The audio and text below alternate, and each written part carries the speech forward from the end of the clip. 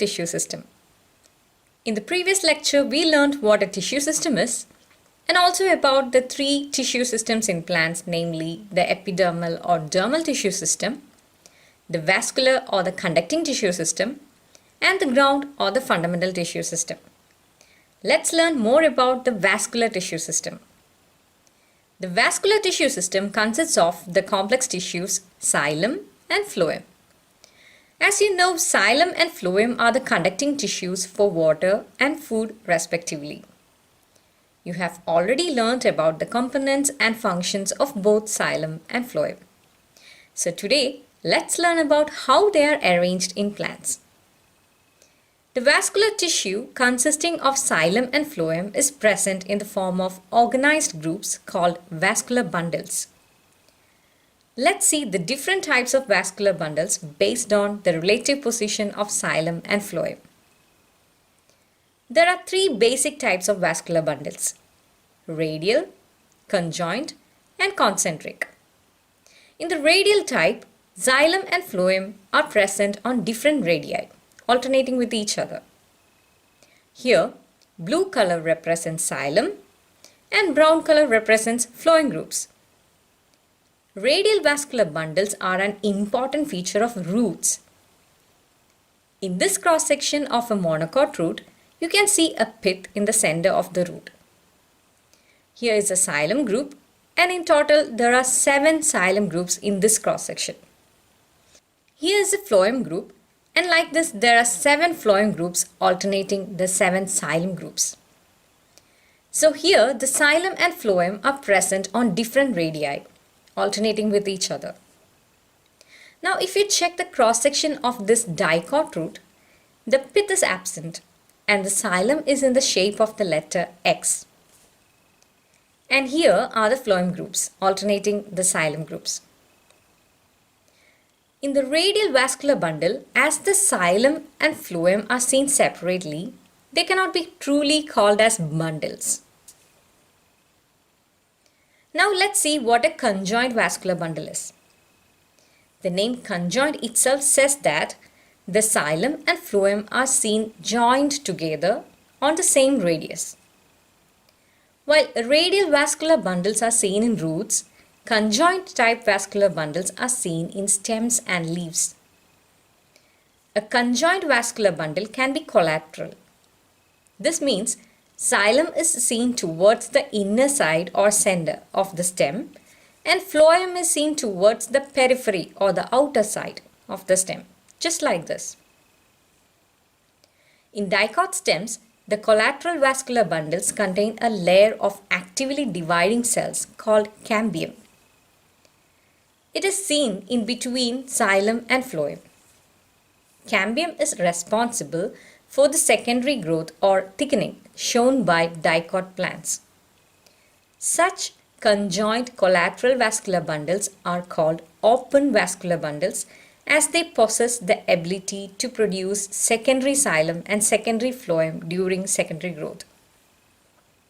On the other hand, the vascular bundles found in monocot stems lack cambium, and so they will not produce secondary tissues. So they are called, yes, you must have guessed it, closed vascular bundles.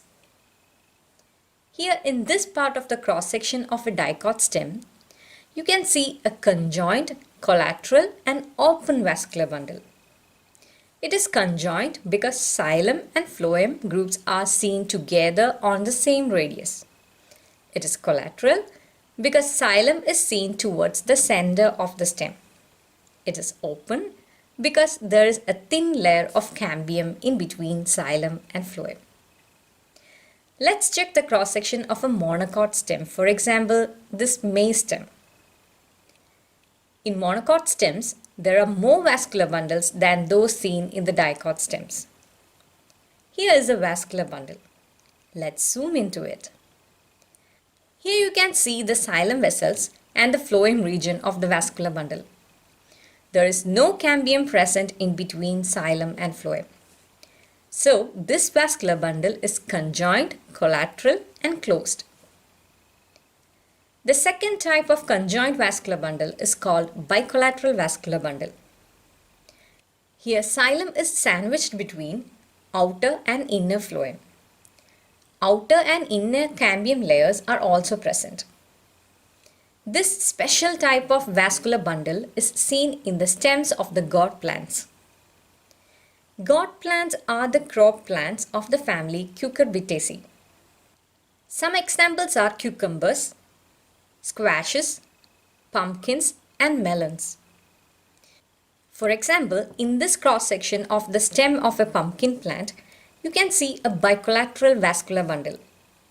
Xylem is seen in the center of the vascular bundle. There are two phloem groups, outer phloem and inner phloem. In between outer phloem and xylem, there is a layer of cambium called outer cambium.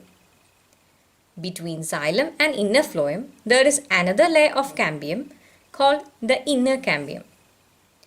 Among all the vascular bundles, bicollateral vascular bundles have a little bit complicated structure. To make it easier to remember, let's compare it with this delicious double cheeseburger. Here the burger bun represents the phloem groups. The burger patty represents the xylem group. And the two cheese layers represent the cambial layers. So when you have a burger next time, remember about our bicollateral vascular bundle. Now let's check out what concentric vascular bundles are. In this type of vascular bundles, either phloem surrounds xylem or xylem surrounds phloem, which means that there are two kinds of concentric vascular bundles. The concentric vascular bundle in which phloem surrounds xylem is called amphicribral, and the concentric vascular bundle in which xylem surrounds phloem is called amphivasal. Amphicribral vascular bundles are seen in the rhizome, means underground stems of ferns. And amphivasal type of vascular bundles are seen in some monocot stems like Acorus and Dracena. This is a cross section of a fern rhizome, and here you can see amphicribral type of vascular bundle where phloem surrounds xylem. This is a vascular bundle seen in Acorus rhizome. Here in this amphivasal kind of vascular bundle, xylem surrounds phloem. So now you know how the vascular tissues are arranged in different plants and plant parts. And that's all for this video. Thank you for being with me.